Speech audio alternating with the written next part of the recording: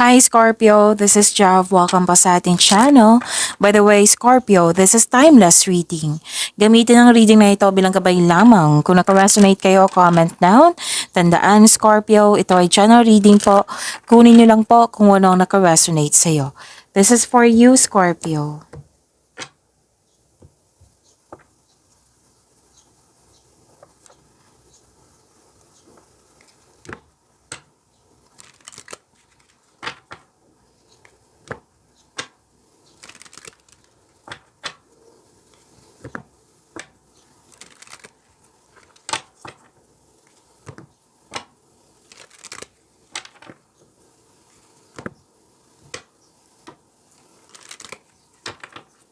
Para po ito sa iyo, Scorpio.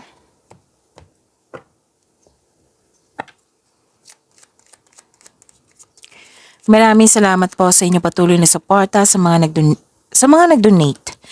Sa mga hindi nag-skip ng ads, maraming salamat po. Sa mga hindi pa nag-subscribe, subscribe na po kayo at click bell notification para malaman nyo na may bago tayong video. Para sa mga gustong magpa-reading, comment po kayo ng personal reading. Again, comment kayo ng personal reading and check my reply sa comment section.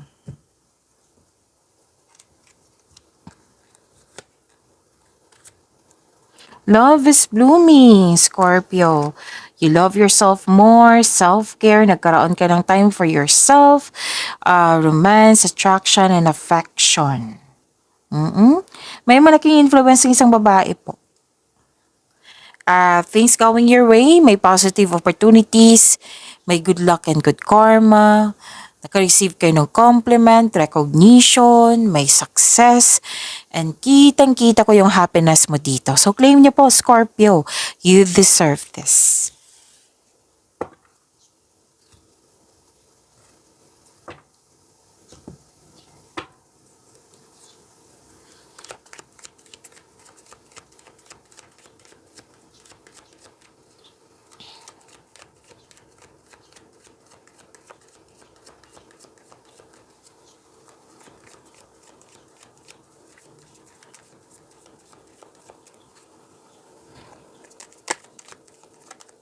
Energy po ni Scorpio.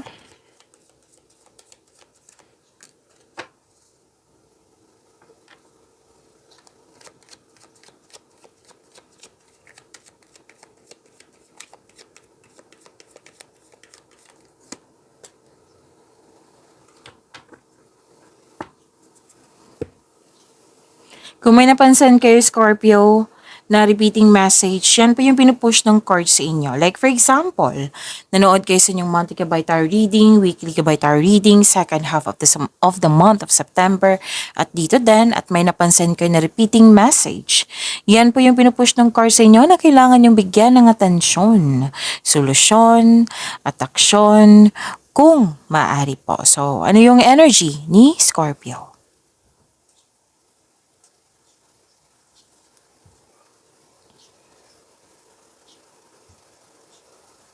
Emotional offerings. May dumating na binigyan mo siya ng agarang aksyon o reaksyon. May pangyayaring aminan, posibleng may proposal. May parating na offer, new opportunity or project po na excited ka. Oo, excited ka dito. At may nakita ko ditong isang tao na very supportive sa iyo. Pwede din promotion po ito. Pagtaas ng kita, sweldo allowance, or pagtaas ng iyong posisyon. So isipin niyo po yung mga inspiration niyo sa buhay para ma-motivate kayo. Para ma-enjoy mo yung mga ginagawa mo dyan, Scorpio. Makakatanggap din kayo ng good news. Nag-healthy living si Scorpio, oh. Ang ganda. May bago kang inspiration. May nakita ko ditong pwedeng bagong kaibigan, pwedeng bagong pet, bagong gamit, bagong kasamahan, yan. May nakita kong inspiration dito. Or di kaya'y, may nakita kasi ako ditong pwedeng bagong tao sa inyong buhay. Pwedeng manliligaw or nililigawan mo or di kaya maging kaibigan mo or kasamahan, sabi ng card, kilalanin ng mabuti. Kung ano man tong offer niya sa'yo, alamin ng mabuti. So, dalawa yung gagawin mo. Kilalanin, alamin.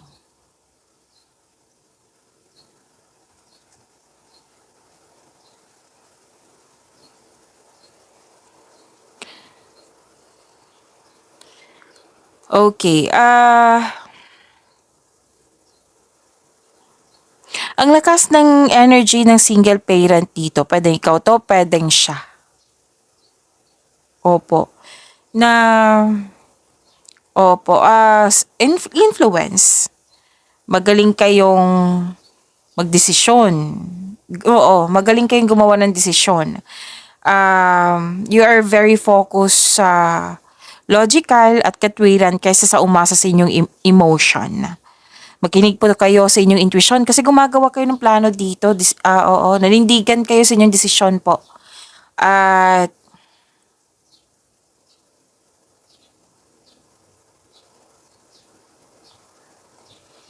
oo, mukhang may kausap ka dito eh.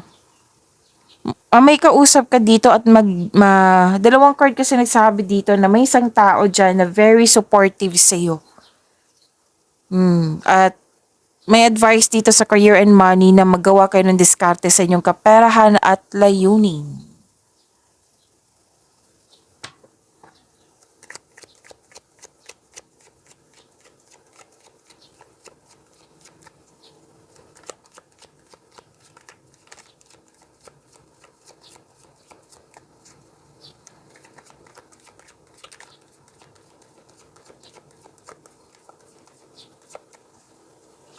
Career and money ni Scorpio.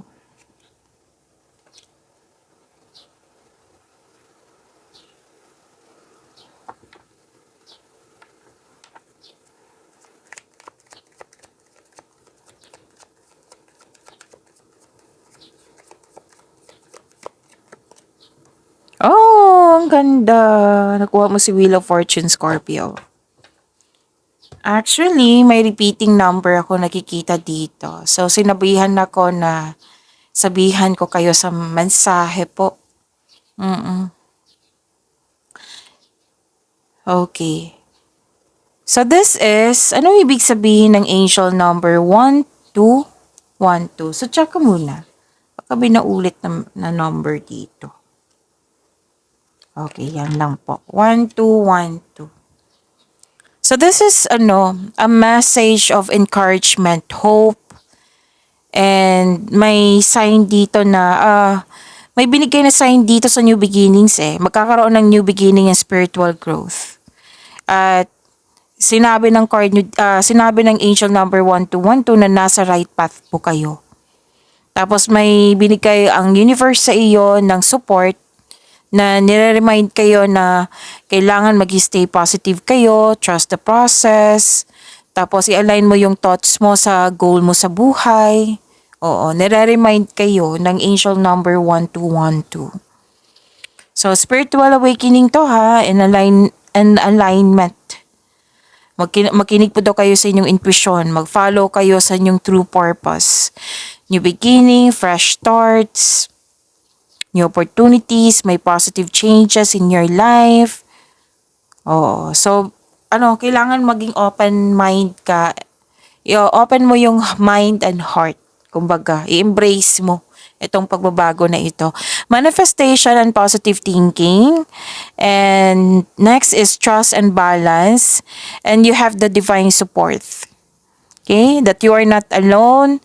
The universe is reminding you na that you are not alone. Hindi ka nag-iisa. Oo. That your angels and spirit guides are supporting you on your journey. So, what to do when you see angel number 1212? Stay positive. Good things will come. Kailangan maging, like for example, nag-iisip kayo ng mga negativity. Wag po. Positivity kayo, positive attitude, believe in yourself, na good things will come. Trust the process. Trust the process po. Oo, kasi may new beginning dito. At yung new beginning nito, may kasabay na new opportunities and abundance. Okay? and focus on your goal. Mm. At embrace change. Yung sinabi ko kanina. Okay? So, ang ganda ng mensahe. Claim nyo po, Scorpio, okay?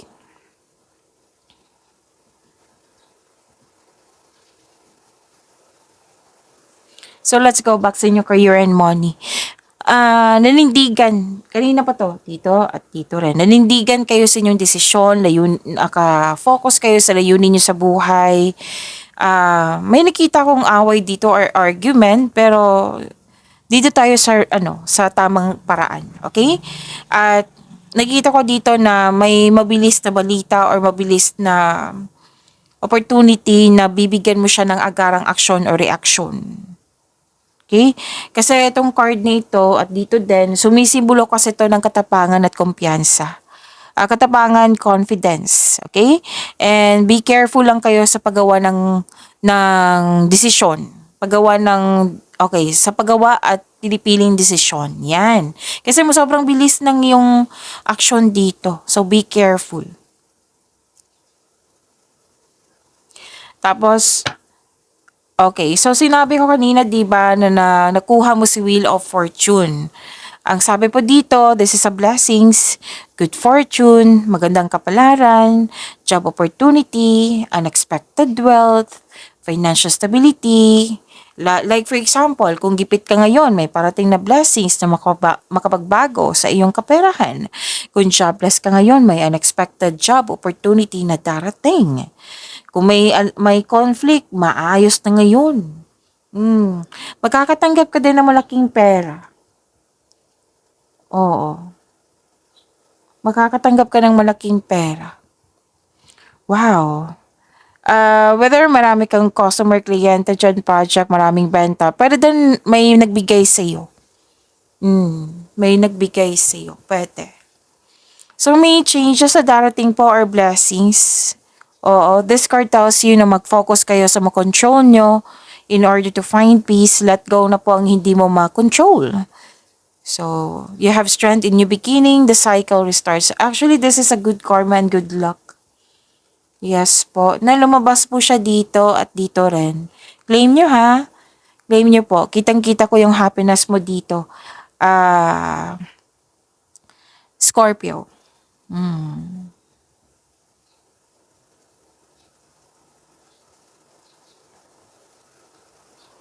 Nakikita ko rin dito na nagkaroon ng pagkakaisa. May tinuturuan ka bang bata? May tinuturuan kang batang ilan sa inyo dito or customer nyo to? Kliyente ba?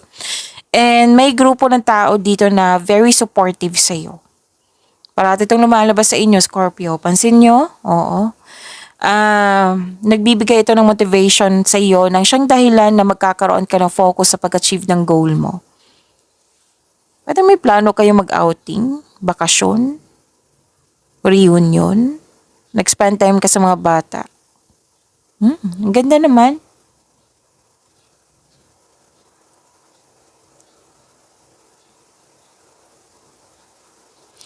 May nakita ko ditong deal, Scorpio. Like for example, nag-uusap kayo, may mga plano, tapos dalawa kayo, nag-agree, may agreement, commitment, promises, ano pa? Commitment, oo. Basta nagkasundo kayo. Nagkasundo kayong dalawa. Regarding to sa career and money nyo ha, nagkasundo po kayo.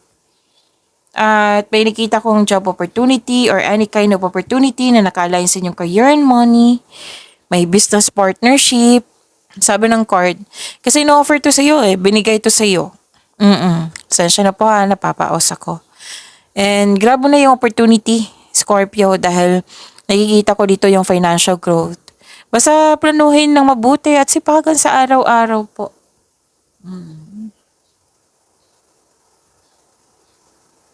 Very active ngayon sa Scorpio kung kailan nyo ito napanood. Sinabi dito, mabilis umunlad yung mga ginagawa dyan. Yung negosyo mo, trabaho mo, kasi marunong ka makinig sa iyong intuition. Magdadala ito patungo sa tagumpay. Very excited ka dito. May excited si ano, ilang beses na lumabas yung excitement. Ang ganda ng cards nyo. So far ha, Scorpio.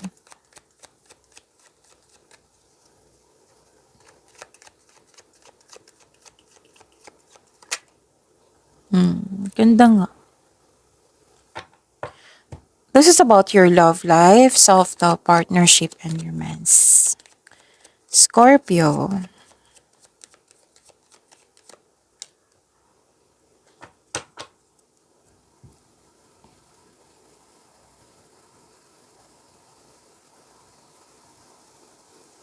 Wealth, family, inheritance, makakatanggap ka ng mana, pensyon, retirement, umasaganang ani ng buhay.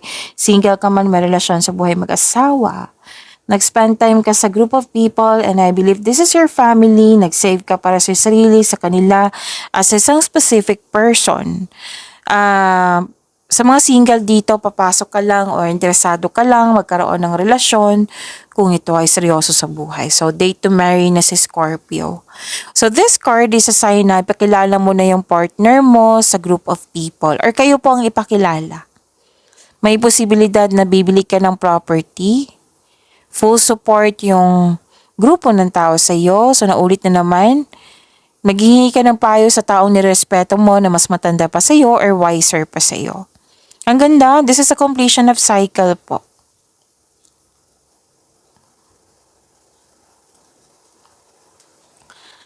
Okay. May sabi lang dito, Scorpio, na pwedeng naalala nyo to sa nakaraan na you're feeling trapped or nagkaroon ka ng restriction. Alam nyo ba, ang sabi ng card nyo dito na kayo lang po ang makakawala dyan. Pwedeng sa isipan nyo to. Pwedeng para kang nakatali sa isang bagay, sa isang tao or sa sitwasyon. Kayo lang po ang makapagbigay ng laya sa inyong sarili. So, set your mind, relax, at set yourself free. Okay? And single ka man, may relasyon sa buhay mag-asawa. Okay? So, kailangan ng forgiveness dito.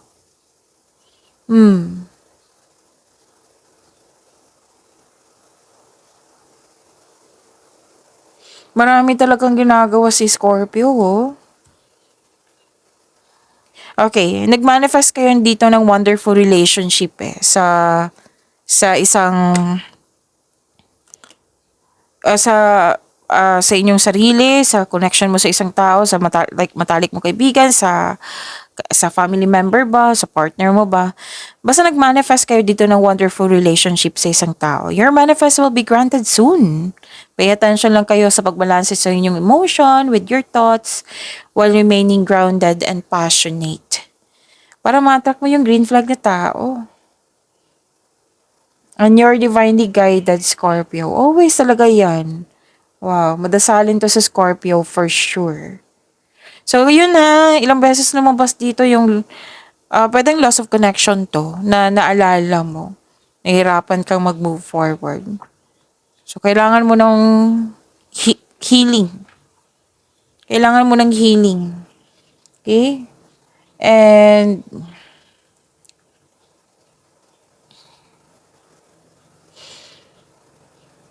okay, nag-move forward ka dito. Kasi walking away to moving on. Single ka man, may relasyon sa buhay mag-asawa.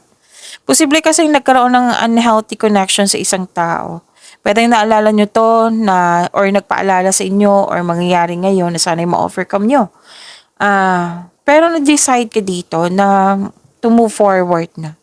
Kasi sabi mo dito na walang mangyayaring growth kung toxicity man, 'di ba? So, naghahanap ka ng okay. So, this is recovery to healing to, Scorpio. This is good. Healing po ito. Lahat kayo, single ka man, may relasyon sa buhay mag-asawa. Nasa process na kayo ng healing. Kasi ang healing, hindi yan instant. Process yan.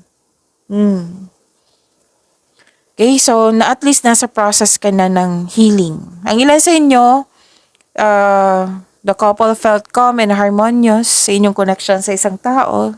Pwede sa karelasyon mo, sa partner mo, or sa isang tao na malapit sa iyo. So at least may healing na.